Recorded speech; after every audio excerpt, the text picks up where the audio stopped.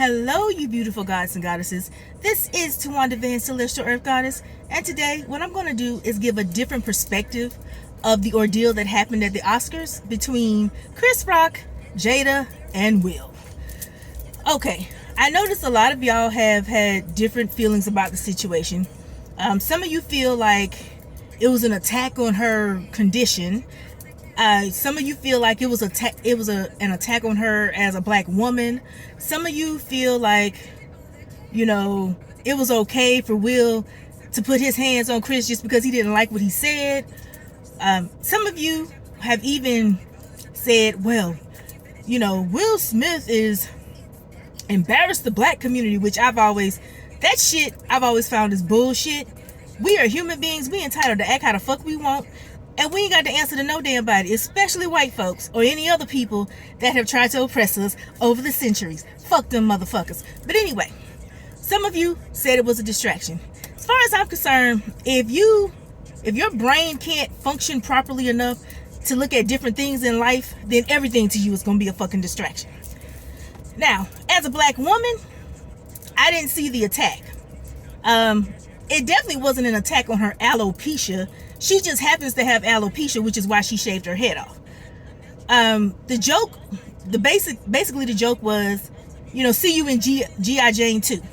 Now, if anybody has actually known about that movie or looked at that movie, they would see that it was actually a positive message within that fucking joke. Now, I don't know if the only reason he told the joke was simply to parallel the fact that both of them shaved their heads, or if he looked deeper into it, whether or not. He is an Aquarius, so no telling what he was thinking when he told the joke. But I'm going to tell you my perspective. When I remember, this was in the late 90s when that movie came out. Anybody that was a preteen or a teenager, at least during that time, should know something about that movie, even if you didn't watch it. And in actuality, the Demi Moore's character, I don't know if her name was Jane or whatever, but it probably wasn't. But her character and Jada's actually are at a parallel. For instance, they both faced adversity in their situations. They both felt torn down. They both felt trauma of what they were dealing with. And out of that adversity, it made them very vulnerable, and out of that vulnerability, it allowed them to break down and build themselves up and rise out of it like a phoenix. And although both of their situations are different, the psychology of it is the same. And so this is something that tests their resolve, tests their strength, tests their power, tests how they felt about themselves. Because in both situations, it was about them being women.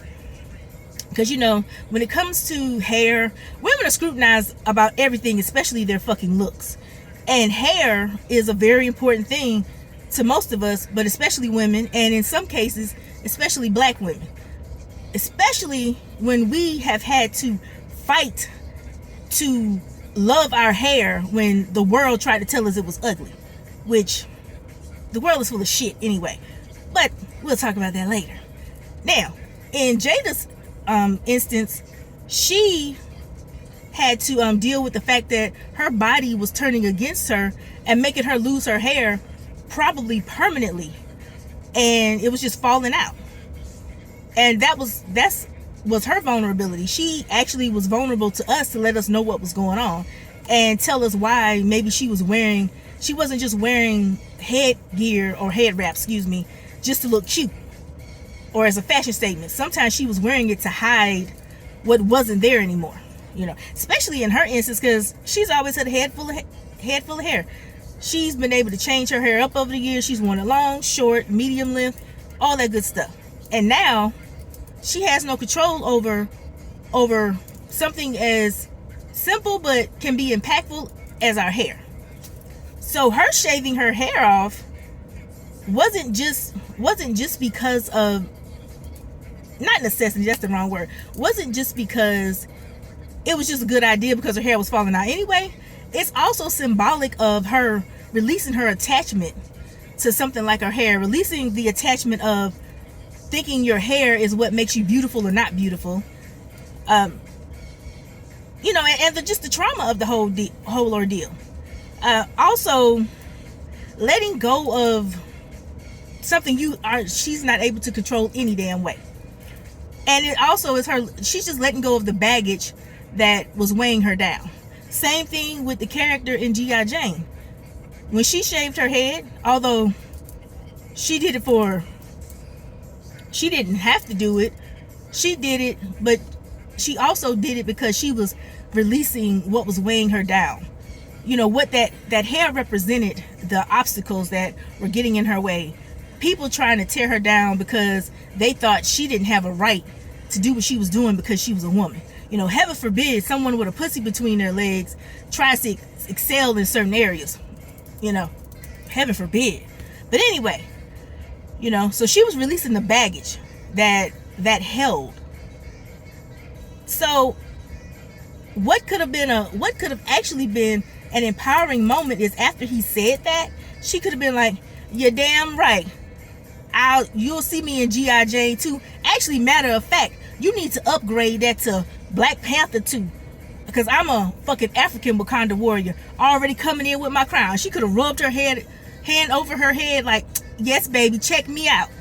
And Will, instead of hitting Chris and yelling, keep my wife's name out your mouth, he could have did something as simple as back her up or be like, nah, fuck G.I. Jane. He probably wouldn't have said fuck. But forget G.I. Jane. You gonna be a Wakanda warrior in Black Panther 2, boo-boo. You know, they could have did some shit like that. That was actually an opportunity for them, especially her, to empower herself and to show other women especially that, hey, this is not a death sentence. This is not the end of the world. Yeah, you're losing your hair, but this does not define your beauty. This does not define your grace. This does not define your femininity. This does not define whether you're worthy of being loved, desired, or to feel good about yourself. All that good shit. To me, I feel like a lot of y'all, I gotta say y'all because it wasn't me. A lot of y'all, excuse me, a lot of y'all base this on things that triggered you personally. So some of y'all reacted based on your personal triggers, which to me also lets you know what you need to work on and what you haven't gotten over. You may have thought you've gotten over certain things and you didn't. Same thing with them. It's obvious that Jada and Will have some further healing to do. Jada, she's getting there. She's not quite there, but she's getting there. She's coming to grips with the fact that, hey, she may never have a head full of hair again. But you know what? She's still Jada Pinkett. She's still beautiful. I would definitely, if she hadn't thought about it, she should probably listen to the song that India redid years ago about I Am Not My Hair. That's a beautiful song. It's an impactful song. And I think that song would definitely help her out. Maybe she needs to make it her mantra for now so she can better heal from it. And Will, obviously, to me, him hitting Chris Rock was more about proving to the world that he ain't no punk, you know, because he's been feeling emasculated and less of a man for various reasons. Now, I also seen some of y'all try to say she didn't deserve his protection and all this other shit because of the shit she put him through. Look, both of them in that damn marriage. Neither one of them are complete victims in that fucking marriage. Both of them are victims and victimizers to each other in one way or another. You know, all you gotta do is just look at the history.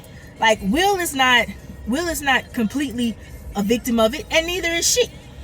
They've done things to each other that weren't probably the best, but at the end of the day, they chose to be with each other, and that's his wife. So him protecting her shouldn't even be a fucking question.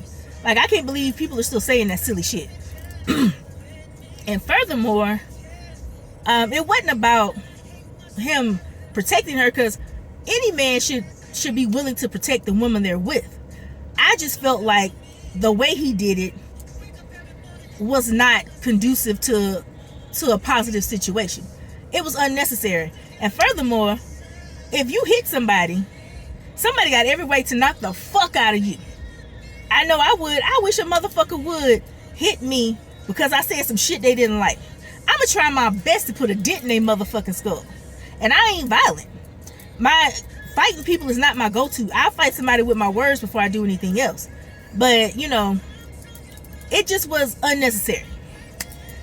And with that being said, my whole point is, excuse me, damn allergies. My whole point is, sometimes we need to fully look at a situation and realize that, hey, it's probably something positive instead of automatically going to a negative.